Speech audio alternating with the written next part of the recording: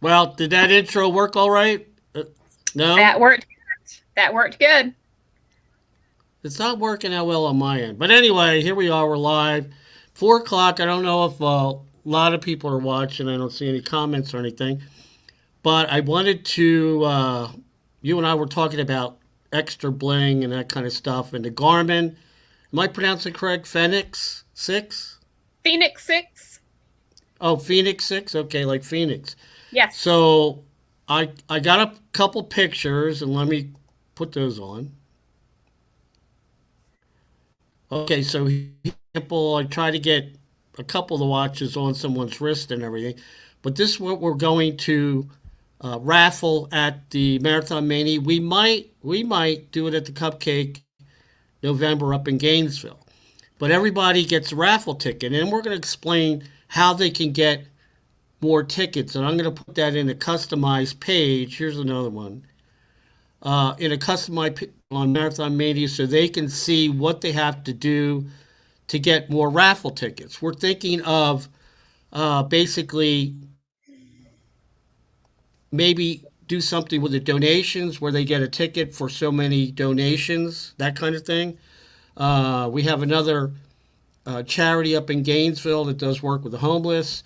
So if we get approved for the one in the town of Tioga, we might do a raffle for that one.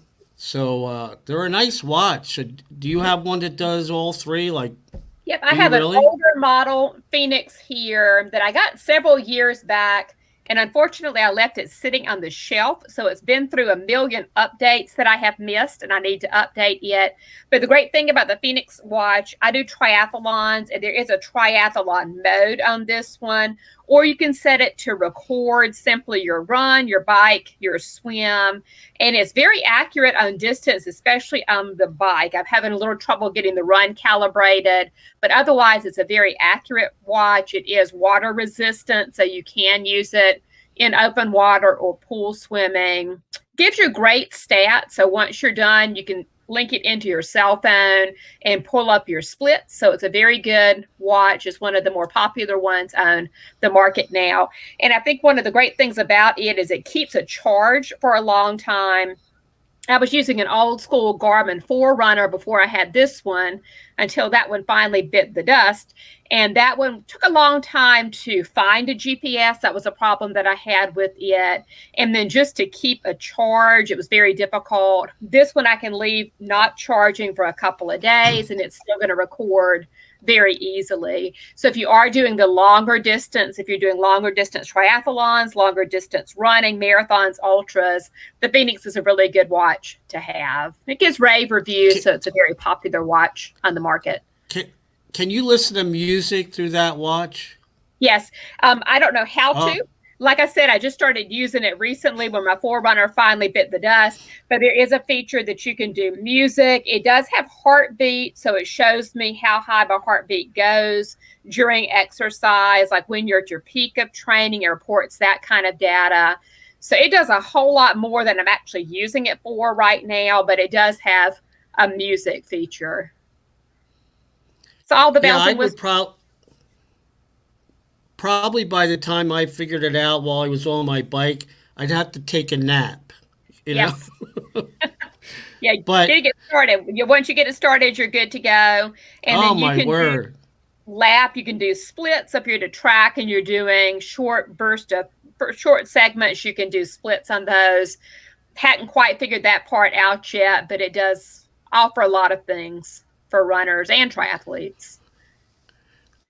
Well, based on what we talked about, we're going to do this for a raffle. Marathons first. We might do the other ones.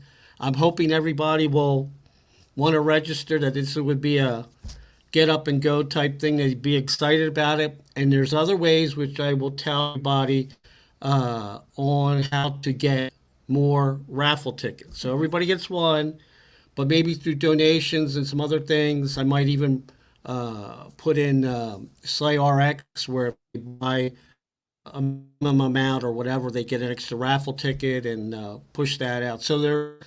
There's a couple things I'm looking at. You and I will talk about that later when we're finished. Well, later on this week. I know you have to go to class. What time do you have to go to class? Four What time's your forty-five. class? But yeah, my class is at 5, and I'm going to let them into the Zoom at 4:45. And then an idea for raffles. Some of the other races that I work with will give raffles for volunteers. So in exchange for volunteering, you can get 10 extra entries into races. So that's a good way to reward your volunteers at races also. I think volunteers are Well, I such want an every. important part of races. Oh yeah, I've screwed up on those a couple times, or didn't show up, or whatever. So I've been there, done that. But I Yeah. want to tell everybody because I'm going to repurpose this and send it out because, like I said, we had 2,000. You have helped me immensely on this. You are the guru where I go to for advice on all this stuff. Not that I don't know anything, but it's more of I'm more of a marketing person. I like new ideas. The bling, I like to up it a little bit. It's kind of like, all right, you tried the Sunday, now try it with the pecan on it. You're gonna try it with something else. With the Heath bar in it. So you want to up it a little bit. It doesn't cost a whole lot, but I think it attracts people. So to make it fun, and I want to make it fair. So, and I'm thinking maybe they get the chance to pick it out because there's so many. Aren't there so many different colors to it and everything? Lots Like of different colors. style. And I think it depends on if you want to wear it for everyday wear. I use mine pretty much exclusively for running and recording distances, but there are some of the fancier ones that people will wear just every day. This is their only watch. And like I said, it does hold a charge, so you can easily wear it for 24 hours without charging it. And that's one of the great things about the watch. Yeah, the Phoenix 6 Pro, I think, does everything but give you a back rub. I mean, it's like, I mean, I couldn't even. It took me a while just to go through all the amenities that it has. I mean, my Yeah. word! But I guess like you and other triathlon people like that watch because you're running, cycling, and swimming, right? Yep. So you can easily transition from one sport to another, and it catches the changes. All you do is click a button and it transitions from one sport to the next. Okay. I'm going to switch since I'm in my 60s, talking about being over 50. Now, I'm going to talk about me. I'm not going to prescribe any medicine. You don't do that. But for me, what I notice getting older is one, your balance is not as good as when I was a kid or teenager, 20s or 30s when I'm running up a hill or whatever. Balance is off. So you need a way to help with your balance. My suggestion, we talked about this, is get a landscape tie 4x4 and then, walk the landscape tie and see if you can keep your balance. The other thing I do is I walk up hills and so forth because then my foot is up in this type of pressing up against my toes and the bottom of my foot, and that strengthens my ankle. So I do that.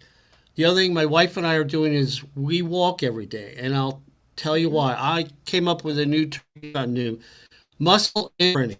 And what that basically means is, and I've noticed this in cycling, is that when I stop cycling for a month or two and then I get back on it, I feel like I'm starting over again. Mm-hmm. And what happens is the muscle fibers start to shrink because you're not pushing a lot of blood through them. So what I call a muscle imprinting, if you continue, even with walking, if you can't run or something like that, then my deal is what I found it helps me is the walking, and I've been doing it with my wife. By the way, my wife lost 10 pounds in the past 15 days for walking. So it is good. But I can tell in my muscles and so forth that I still have a certain amount of strength in it, that it's not dissipating because I'm continually tuning them up in a daily fashion. And I'll explain a little bit maybe on the biking, maybe you can maybe you experience this is when I go out, I have two sprockets and I go into low sprocket. And what I do is try and keep a certain cadence with that. I don't go up into the high sprocket. I don't like pound it like I'm gotta go. We know somebody that goes like 28 miles an hour. I'm not gonna mention her name, but I don't do that. All right, I consistently stay in a cadence for like 7 miles. Then what happens is I go into the high gear and then I see where that gear goes to keep the same cadence. And what I've noticed is after being in the small gear, kind of like walking, that when I get in the high gear, that I got plenty of oomph because I Hmm. stated that cadence and I kind of warmed my muscles up, got the muscle fibers going with blood and everything, and I'm like off to the races. But if Hmm. I start off in that high gear, I get tired too fast. Hmm. So I start off in the lower one. I don't know if you noticed that. You probably notice more with the running thing on what you do. I don't know exactly. I know sometimes when we talk, you're on the phone. We're on the phone and you're walking. Hmm. Some of you know the importance of walking because it keeps you keep imprinting on your muscle to say, hey, we're still doing this. We're not taking a break. And then eventually we'll get to go where we run our half mile or train or whatever. So I don't Hmm. know. Maybe you could add something to that. Yeah, so my spin teacher, I do a lot of outdoor cycling, but I also do spin classes. I teach at the college here in Ocala, and we have an excellent spin program. So when we're meeting face to face, that's kind of been shifted since the pandemic. But when we meet face to face, we do spin classes 3 days a week. And my spin teacher always says the person that pushes the heaviest gear is the one that's going to win the race. And I always thought, but I can spin so much faster if I'm in a very light gear. But if you look at that miles per hour, or however you're measuring that, the cadence, you'll notice that you can be spinning super fast the bike, be it a stationary bike or an outdoor bike, and yet you're very slow in terms of miles per hour. So it is important to put that heavy resistance, that heavy gear on. A lot of times my coach will give me a drill and she'll say go easy for about 5 miles and then really pump it for 5 miles and then pull back easy for five. Or you can go hard for 2 minutes, pull back for one, hard for 2 minutes. And to me, that hard means heavy gear. So I'll add a lot of intensity, really push it hard, and try to push up to about 17 or 18 miles per hour. I'm a slow cyclist, so I'm normally more like a 14 to 15 mile per hour, but you want to be able to change your speed. So by altering the gear, by altering the intensity.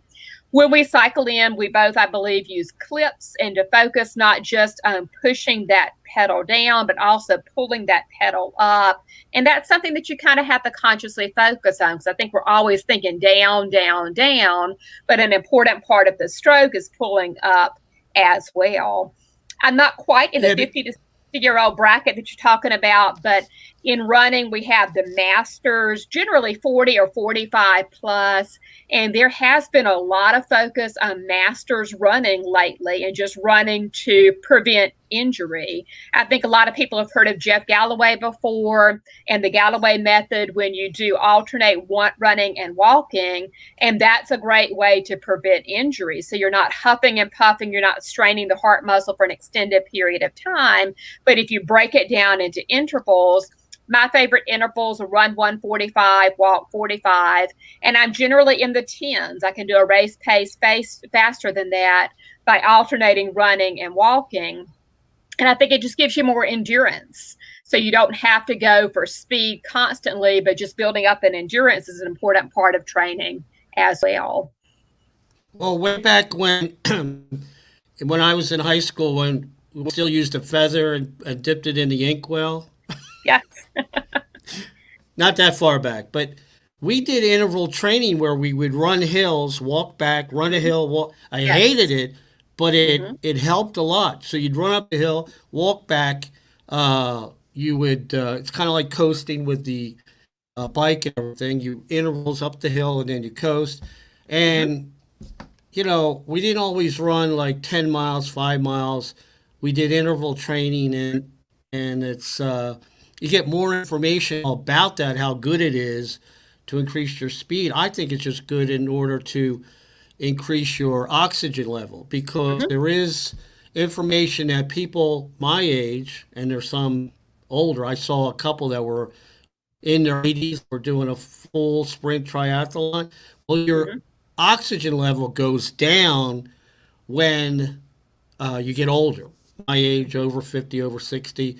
The other thing is we talked about hydration. I drink a lot before I ride or run or whatever. Some people wait till while they're in the middle of the run. I like to hydrate so that electrolytes in there and you're not trying to gulp all this stuff down, in a couple miles. So I don't know if you do that. I have to do it for my system. In general, I drink a lot of electrolytes. Propel is kind of my go-to beverage, which has electrolytes in it. And instead of consciously drinking a lot right before I work out, I drink a lot a day. So they say that you're supposed to drink about half of your body weight in ounces of water each day. That's a lot of water. But water is pretty much the only thing that I drink, maybe 1 cup of coffee or 2 a day, but just a lot of hydration throughout the day so that you're ready when the time of the workout comes. Generally, I run 3 times a week, and variety, I think, is really good. I do work with a coach, and she generally has me do a moderate run on Tuesdays, maybe 4.5 miles, and then some kind of speed work on Thursdays. She does host track workouts here in town. Does get to the track on Thursdays, and then a long run on Saturday. So this week was kind of a light week in training. Today I did a 5K this morning, and then I did a bit of cycling and rowing after that.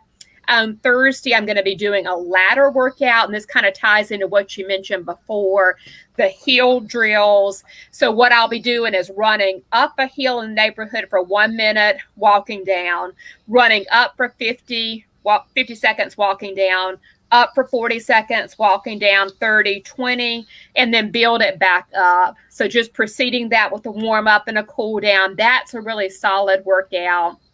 My long run this week is a 10-mile run. I'm training for a half marathon next month, actually 2 half marathons, 2 consecutive weeks, one in West Virginia, very hilly, so the hills are very important. But I'll be doing 10 miles, just a slower tempo. So if your normal speed workout puts you in the 9s and the 10-minute miles, slower might be 11, high 11s, just to build up that endurance. And again, that oxygen level, just to keep the lungs functioning at maximum capacity. I think breathing, like having a skill on learning how to breathe. Yes. Because sometimes when I'm on the bike, I notice, well, I have sleep apnea. So I notice my breathing, I'm like really going fast or up a hill, and my breathing is not where it should be. And I have to concentrate on really expanding my lungs to get the oxygen in.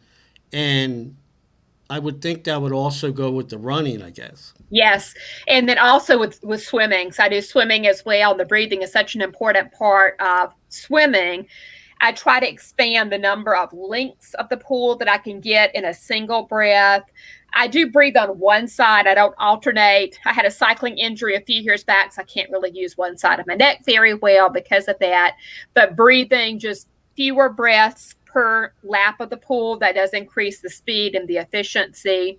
And I can't remember exactly. I have a friend that is in the 70 plus age group, and he does some specific breathing exercises when he's running, just consciously breathing in 2, 3, out 2, 3, just to improve that. And if you can get a rhythmic breathing going, the rhythm of breathing can help with pacing. You don't want to be huffing and puffing throughout a long run, especially. So breathing is a very integral part of the process. I don't find it as much on bike, but on running and swimming, definitely breathing is important. What I have a problem with on the bike, and I don't know if you have a problem starting out with the running, is the first hill that I take on the bike, I'm like, one time I was so out of breath, I thought I was going to have an anxiety attack. I had to stop. The hills up here in North Georgia are not like, now I know Claremont has some hills, but there's some big ones. But after that first hill, I'm okay. It's like, I kind of like the lungs and everything filled up in the secondary alveoli and all that other stuff. And I'm okay. But that first hill is a killer. Now, what I did is we talked about this, some electrolytes, and with baking soda or sodium bicarbonate cuts down on the lactic acid. And I've tried that, and that's helped a lot. But before, especially if it's 90 degrees, I'm like, Hmm. I might be going like 5 miles an hour up the hill, just Yeah. trying to keep my bike like this till finally the air comes in, the oxygen comes in, and I'm okay. And I can catch up because I'm cruising down the hill at, 35, 40 miles an hour, sucking the air and, Yes. and trying to get my breath back. So, but I don't know. I mean, do you feel that when you first race, like going out the first couple of Sure. miles? Yeah, and when you're doing an actual race, it's so hard to pace yourself. I was always told to stick with the pack as long as you can. So try to keep up with the other runners, even the fast runners at the beginning. But it is so hard to not go too fast out of the chute. So pacing is very important, I think, with running.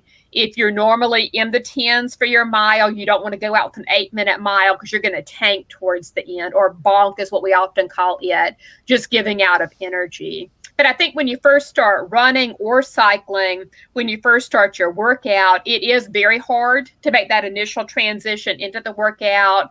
Maybe 5 minutes in, though, your body knows this is what we're doing, and your muscle memory does kick in. You mentioned muscle atrophy before, or a different phrase for it. And I think that's a very real thing. I'm not in the 50 plus group. I'm very close. I'm 49 right now. But at the beginning of the pandemic, I did take a You bit of weren't supposed to say that. I kept it sorry. a secret. We will bleep that out.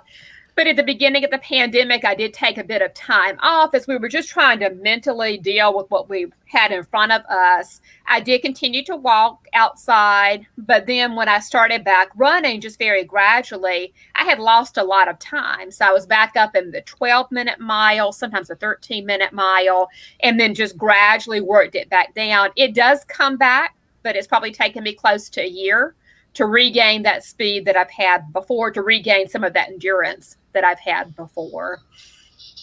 Well, up here, we're like 7 miles from the Appalachian Trail. Mm-hmm. And I know we didn't put down talking about trail running, but my suggestion is walk the trail first because if you go down the road where it starts, I mean, you're going up pretty good. So you have a variety of terrain. You have the wooden Yep. steps, you have the rocks, you have the gravel, you have grass. So your feet have to get used to that different terrain. Yes. Otherwise, I would think it'd be really hard to run on a non paved trail and keep your balance for someone over 50. I mean, I'm sure there's people that are excellent at it, but Mm-hmm. I would have to practice on a different terrain to strengthen my ankles. Now, you, Sure. And then I've got a special pair of trail running shoes, and that's a really good thing to have. They have cleats underneath them. So if you're going to do trail running, don't try to run in your regular running shoes. I run in Hoka's for my main shoes, but I'm using a different pair for trails, and it's a whole different animal. So I was talking about my times generally being in the tens, sometimes a single digit mile. I'm not a fast runner by any stretch of the imagination. But when you're on trails, you're going to lose a couple of minutes. You've just got to look down more. And when you look down, your body's at a different angle. You're trying to avoid just tripping. I did a trail 10K a few years back. I fell 3 times during the course of the race. If you don't fall a couple of times, they say you're not doing it right. But it does really help to train those muscles, to strengthen the muscles. And I think a variety of surfaces, training on a variety of surfaces is actually a good thing because it does train your ankles. It strengthens your ankles, and you're using different muscles that you're not going to use when you're on the road. Likewise, mountain biking, that's an entirely different animal. I haven't really got into mountain biking. I'm more of a road cyclist, but that does help to work differently. It builds up a different form of endurance because you're encountering these different obstacles as you go. well, I mountain bike a little bit, but Mm-hmm. what you talked about looking down, there's a phrase like find your line, like your line on Mm-hmm. the mountain bike. Because if you look down and you're not looking and there's a tree root that's this big around, you have to Yes. figure out, am I going over it, to the right, to the left? Mm-hmm. And that would be the same with trail running, I would assume, Mm-hmm. is you got to Yep. pay attention, at least be looking 10 feet out Yep. and figure out, am I going this way, this way? Am I going to step on that log? Am I going to Mm-hmm. create get a sprain by doing that? So you have to look. You just can't. Or some runners are looking like this, and that's not going to work for trail running. It doesn't work Yep. for a mountain bike, you really have to look out. I mean, I've been where I've looked out 50, 60 feet because you're going pretty fast, especially downhill, and you have to figure out here, this is where I'm going. Mm-hmm. Otherwise, I've hit some big roots and go, off the bike. Yeah. So, Yeah. and when you're clipped in, it's not fun. But you're absolutely correct. It's it's interesting on now. I will say about the mountain bike. You mentioned about a different form of training Mm-hmm. because the trail has a real steep for only a short amount of time versus maybe a runner. So you have to crank real hard to get up. So you're really pushing the energy in a short amount of time. Whereas the running, you have some hills down here, it's for a longer period of time. So you really have to go for the long period rather than a short burst. So it is a little different. So, Yep. They're a whole different animal. but we're going to close this because I know you do the Zoom. You're still doing the Zoom with the kids and everything. Yep. So, like I said before, I teach at the college here in Florida. I'm a professor of music and humanities. And we are still online, at least for the first half of the summer. We've been online for over a year. That has been great for training purposes, but I love the face to face interactions. I look forward to starting back in the fall. But we just started our summer sessions. One of my night classes, I'll be meeting them for the first time tonight. So they're going to get to hear this accent for the next hour or so. Okay, before we go, I do want to say one thing. Sarah, you do not look your age. Should I get an attaboy for that? Thank you. Thank you. That is the right you thing to do say. you do not look your age. We were talking before, Sarah and I were talking about how I screwed up and I don't guess women's ages anymore, but you don't look, just hold on to that because when you get to my age, looking younger is a real plus because we're Yes. driven on, I want to look young, I want to, but you look great. So with that, I'm going to sign off here, and we'll Awesome. see you next week. All Okay. right. See you next week, next Tuesday at 4.